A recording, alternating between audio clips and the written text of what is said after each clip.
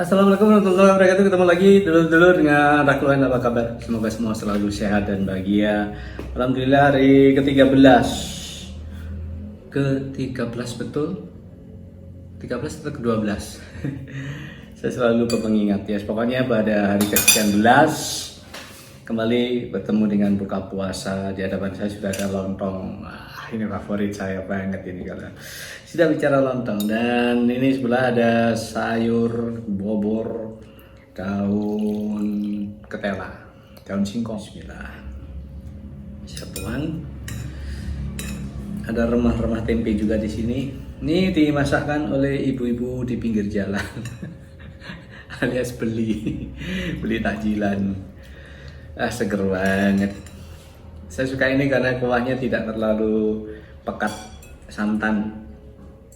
Cukup ada santan tapi tidak terlalu pekat. Nggak usah pakai sambal.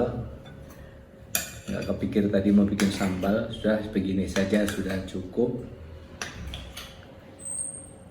Lontongnya masih hangat. Aduh, luar biasa. Dan di sebelah saya ada bakwan jagung, ada udang sedikit-sedikit di sini ya, sebiji dua biji, seekor dua ekor. Terus di bawahnya ada keripik tempe yang saya buat. Ini remah-remahnya saya makan dulu karena remah-remahnya ini ada bagian yang tebal-tebal yang sudah nggak telaten lagi untuk mengirisnya tipis-tipis, sudah goreng saja padanya lalu segera dimakan. Kalau yang sudah dalam bentuk keripik bisa hari-hari ya. Bismillahirrahmanirrahim.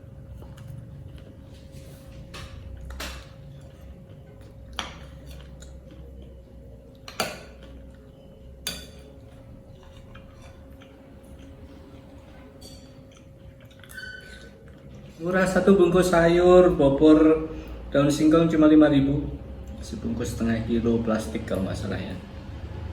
Murah sekali daripada bikin nanti berkeringat sesorean dalam kondisi puasa pula. Nanti cukup diwakilkan kepada ibu-ibu yang jualan takjil di pinggir jalan, sudah pulang bawa sebungkus dua bungkus beres.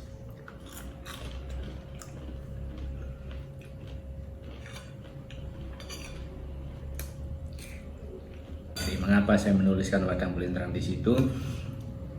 Kemarin-kemarin sudah sempat saya singgung, tapi saya perjelas lagi karena ya suka saja menggunakan kata itu, kata yang tidak banyak orang mau menggunakannya karena mungkin mereka tidak punya latar belakang yang terkait dengan dua kata itu. Kalau saya sih erat banget, erat banget. Maka dari itu dua kata itu saya abadikan dalam akun media sosial saya. Ada beberapa akunnya, ada Facebook dan YouTube dua. Itu isinya bisa muter-muter hal-hal yang receh-receh, hal yang sederhana saja. Seterusnya seperti itu karena memang sudah saya konsepkan demikian. Saya mengonsep sesuatu yang memang dekat dengan kehidupan saya, sesuatu yang saya pahami, sesuatu yang memang saya alami, saya rasakan, sehingga saya bisa mudah menceritakannya karena memang saya alami. Kalau sesuatu yang fiktif nanti saya ngarang-ngarang. Ya apa adanya saja lah. Memang di situ ada ruang khusus untuk cerita fiksi yang saya beri judul Keluarga Wadang Belintrang.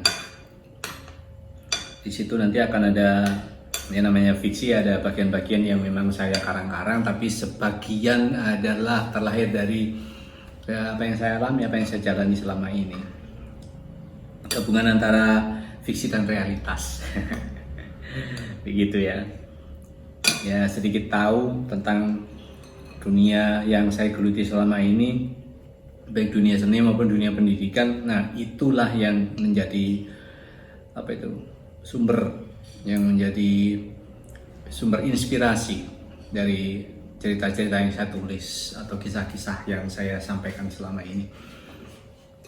Ada banyak gejolak dalam kepala saya yang memang harus segera dituangkan. Kalau tidak begitu berjubel di dalam otak, jadi malah menggelisahkan. Jadi keresahan dan kegelisahan itu harus segera saya tuangkan, saya tumpahkan.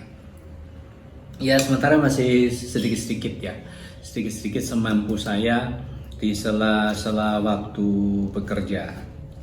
Artinya ada sebagian waktu saya harus bekerja full, tapi ada sebagian sisanya yang kosong. Jadi pada ruang kosong itulah saya berkutat dengan apa yang ada di dalam kepala saya dan di dalam perasaan saya itu.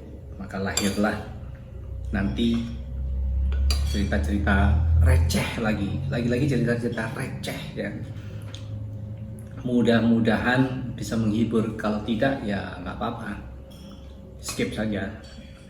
Sedulur-sedulur semua punya hak untuk skip sekiranya masuk ke ruang saya kemudian tidak menemukan sesuatu yang berharga, tidak mendapatkan sesuatu yang bermakna, ya skip saja. Apa ini, lewat gitu saja. Ya begitu, nggak masalah. Ya sementara saya lakukan sebisanya sambil menunggu waktu yang benar-benar luang dan saya bisa menjalankan semuanya dengan penuh waktu gitu ya, dari pagi sampai sore gitu. Tapi sabar, sementara waktu itu belum ketemu, saya lakukan sebisanya dulu. Kalau saya bisanya bikin konten yang semacam ini ya semacam ini dulu. Nanti seiring dengan berjalannya waktu, kemudian saya menemukan waktu yang lebih banyak, saya akan membuat sesuatu yang lebih banyak, yang lebih serius lagi. Apapun yang saya lakukan pada dasarnya saya kerjakan dengan serius, tidak ada yang main-main. Bahkan sekedar untuk bikin video ini saja keruwetannya luar biasa. Harus menata lampu di sebelah kanan saya, terus HP ada di situ. Terus apakah ini juga sudah pas walaupun latarnya ya begini saja. Saya memang tidak akan menyeting ruangan ini menjadi seperti apa untuk mengesankan hal tertentu, tidak.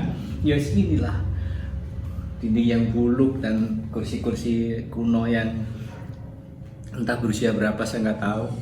Apa adanya saya, apa adanya yang ada di dalam rumah ini dan apa adanya yang ada di dalam kepala saya, udah itu yang saya hadirkan.